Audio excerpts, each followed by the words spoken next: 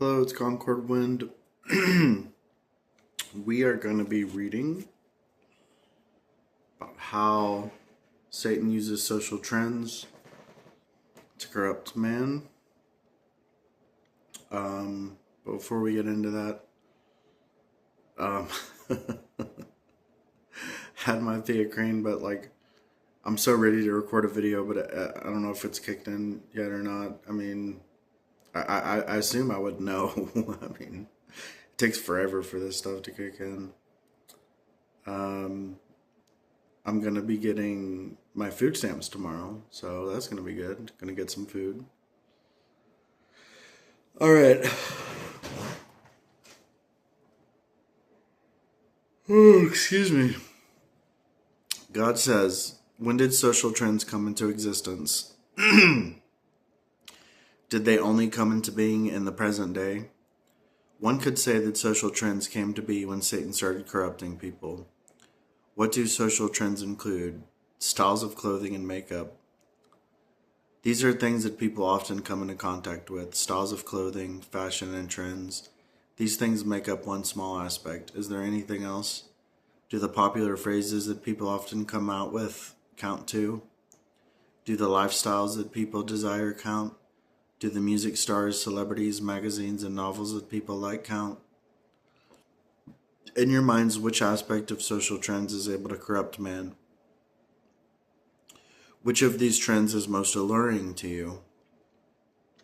Some people say, we've all reached a certain age. We are in our 50s or 60s, our 70s or 80s, and we can't fit in with these trends anymore, and they don't really hold our attention. Is this correct? Others say, we don't follow celebrities. That's something youngsters in their 20s do.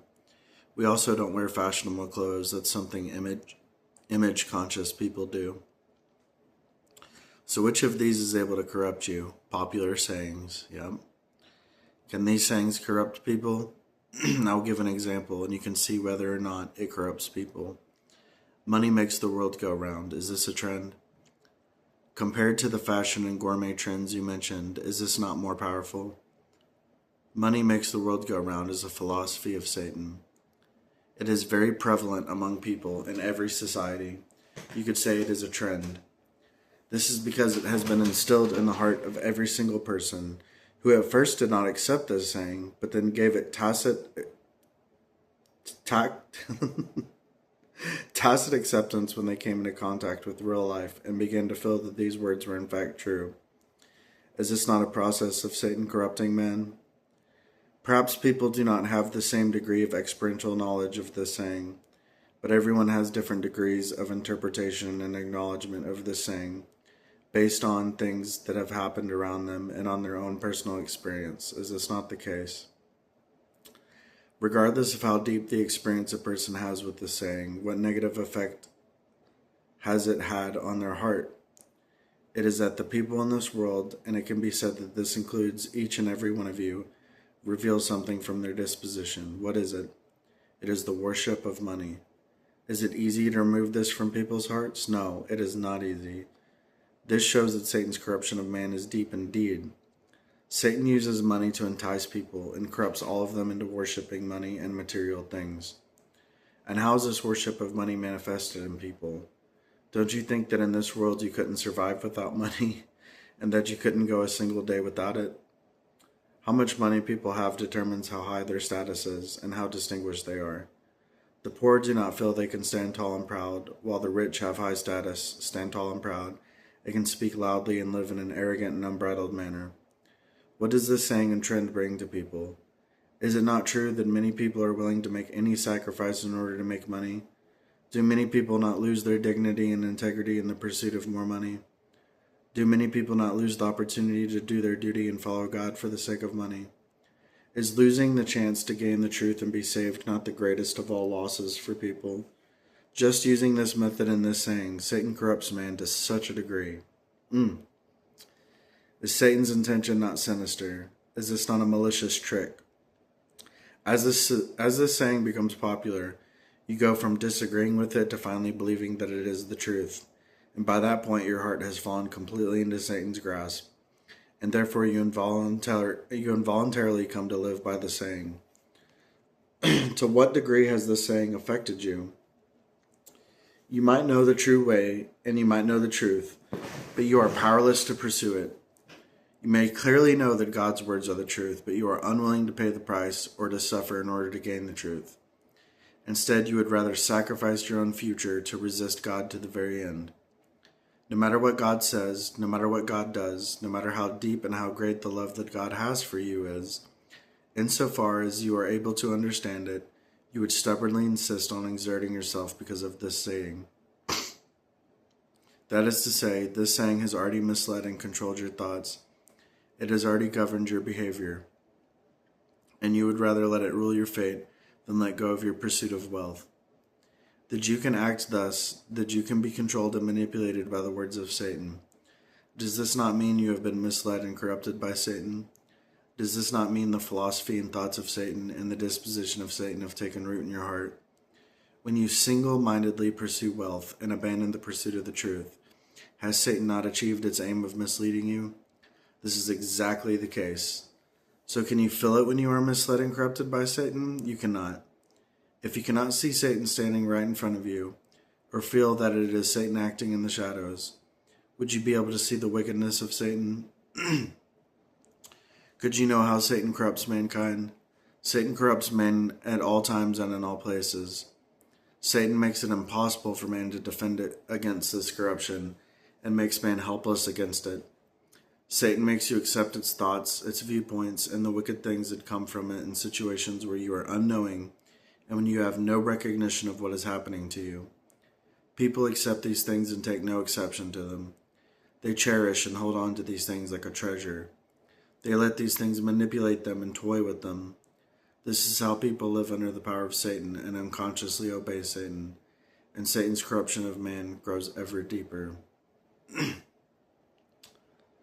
It's a tragic thing. You know, there's also parkour. That was one of the trends that kind of got me a little bit. I kind of got into parkour back when I was in shape.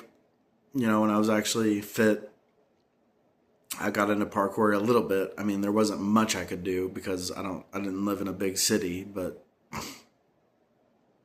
you know, I did a little bit of parkour here and there. And parkour is a trend that Satan uses to mislead people, corrupt people into believing, you know, that they'll gain others' admiration if they put their life at risk and, you know, perform, you know, these dangerous stunts and stuff. And, you know, you could hurt yourself or lose your life doing parkour, which is exactly what Satan wants. Satan wants people to lose their lives before they're introduced to Almighty God's words, you know, so they never have the opportunity to gain salvation. But